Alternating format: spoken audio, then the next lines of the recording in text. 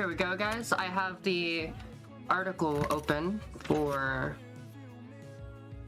So, I'm gonna pause the music for this. It says, Gasp. Commanders, for the past 15 years, we've been evolving and refining the matchmaker. Indeed, indeed. Yet it remains far from the state we aspire to achieve. Nice. We recognize how crucial this aspect of the game is, which is why we've continuously worked to improve it. However, despite our efforts, our current approach hasn't brought the progress we aim for. That's why we believe it's time for a change, and we're ready to take a new direction to move forward. Hell yeah. Matchmaking core and principles. The matchmaker handles millions of operations, conditions, and actions for every battle. It also needs to control the constantly changing number of players in the queue, and the key component responsible for this workload is the matchmaker core. This is responsible for processing all requests and performing calculations while staying true to the key matching principles, which is balanced battles, engagement and battle variety, and speed and efficiency. Balanced battles is creating varied team compositions based on core matchmaking rules. Engagement and battle variety is bringing diverse battle setups, and speed and efficiency is minimizing queue times while maintaining high battle quality. I can agree with that, yeah. To uphold these principles and introduce new features, we had to completely rebuild the matchmaker core from the ground up. Yeah, that tends to be something you have to do with matchmakers, because it's a lot of code. What's up? That thing I mentioned yesterday about, how light tanks should be assigned different roles. Well, there's only two. There's light tank and there's wheeled light tank. That's it for right now. That's all we have. True, but I've just, because it's really hard to watch stream and listen to you because they're out of sync. Well, then don't listen to the stream. No, I know. I mean watch what you're. Never mind. Okay.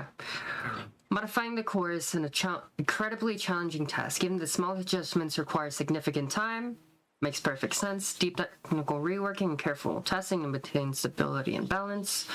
That makes sense. I mean, that's something I've been saying for years to people. It takes an insane amount of time to change some of these things.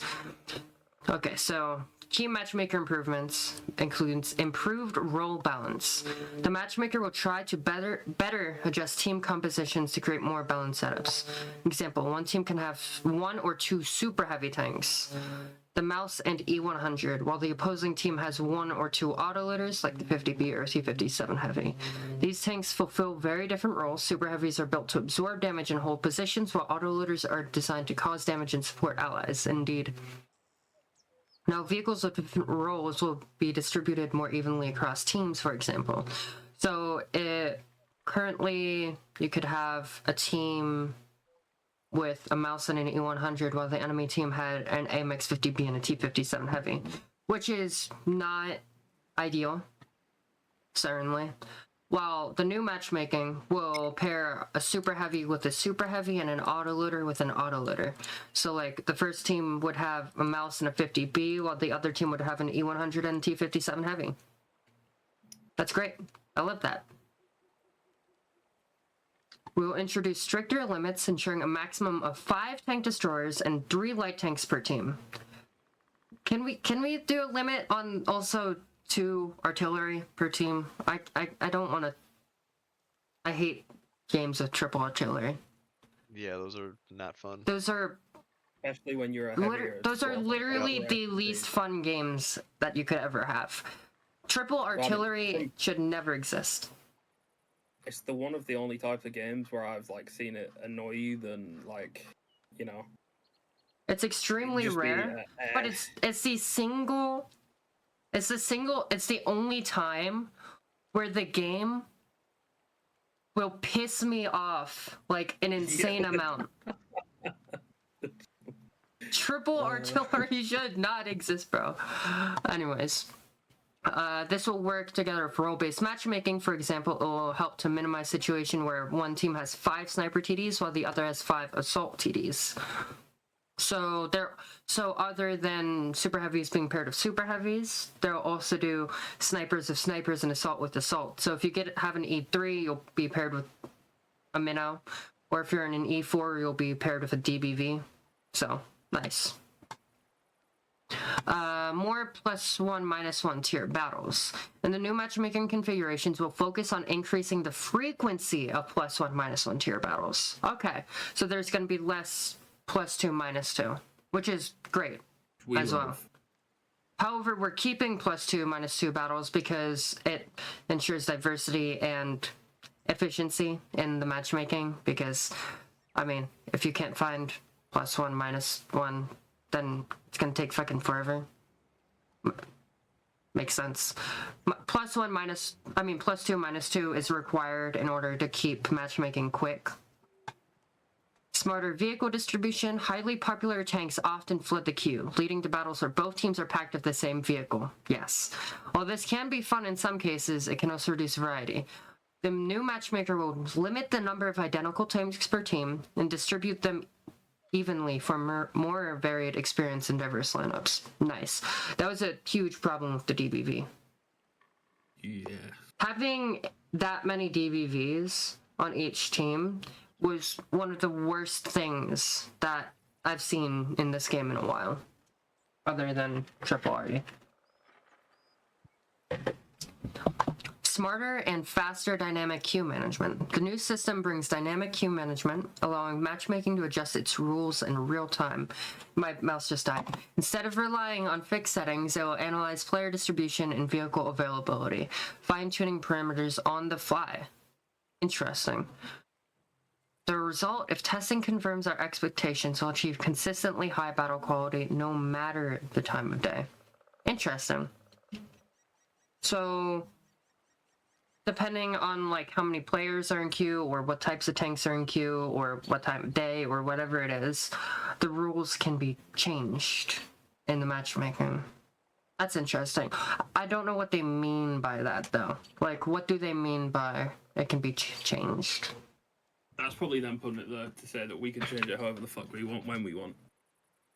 Possibly. Depending on what I wonder we if it means that it can ignore certain rules that they're adding, because the only thing I have, like, against what they're doing, at least on the NA server, is the number of people who play on it. Mm-hmm. Because how do you count for platoons? That's true. Platoons are hard to... would make it extremely hard to calculate for. I don't know if it's in this article, but I know the Wargaming employee that posted, that made a Reddit post about it, said they're going to be testing this on the EU1 server for now. Yeah, it says it right here. Feedback. Yeah, it says it here. That was literally the next thing on the article. It says, the sheer number of exciting improvements and complexity of matchmaking system require us to conduct through testing to ensure their quality and effectiveness. Over the next few months, we'll carry out a series of tests on the EU1 server, experimenting with different configurations and continuously fine-tuning the settings based on the gathered data. So it's only going to be on the EU1 server for probably the next 6 months to a year. Probably. That's probably how long they're going to take. I imagine it's something that probably rolls out towards the end Wait of a the second, unless maybe it's September. September 2025. Huh? Why September? Oh, for what? Yeah. 2.0? Yeah, for World of Tanks 2.0. Remember, Jolty, did you ever see the end of year announcement that was like to show what's gonna happen this year for World of Tanks? I did not. So basically, I see. So basically, they ended off literally. There wasn't much in it compared to previous years, but they ended by saying September 2025. And that's it. So something's happening September. Maybe this will be a part of it. Wouldn't that be cool? You would hope so. It would be a nice improvement. And then, yeah, just prepare. The upcoming changes are... Okay, yeah. So, yeah, that's honestly really cool. Matchmaking has needed changes. That's just a thing that's always been apparent. People that do tend to make a much larger deal out of it and complain about it to a, they just complain about it way too much. But it's good to see that they are making changes, because everyone knows that it's needed changes. So, That's really nice. What do you guys think about this? Any thoughts from anyone? Bad players complain a lot because they don't understand what to do as a non-top tier vehicle. Yeah, that's true. That happens a lot. But sorry, Kuchi? Kuchi. Wait, is that not Kuchi? Sounded like Kuchi. Peter. Oh, it's Pete. Oh, it's because of the mic quality. Sorry. Sorry, man. It's okay, don't worry. My only concern again is just how actually effective this will be on the NA server with the lack of number of players we have compared to you. It's true. Honestly, I think it'll still work. I personally think it'll still work on NA. There aren't too many. The fact that they're testing on an actual live server rather than a test is actually probably more beneficial too, because you're getting real life feedback where people take the game seriously still, rather than they're just Fucking around. Yeah. But yeah, I think that this is gonna work. I think it'll work. I think it'll improve the quality of the game. And I look forward to it. What do you think, Jolty?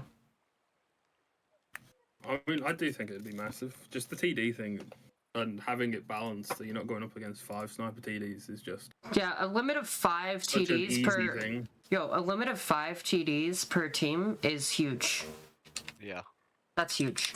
And Jolty, that means you're gonna get more heavy tanks. Woo! True, more tanks to farm. Exactly. Alright, let's get back to the game.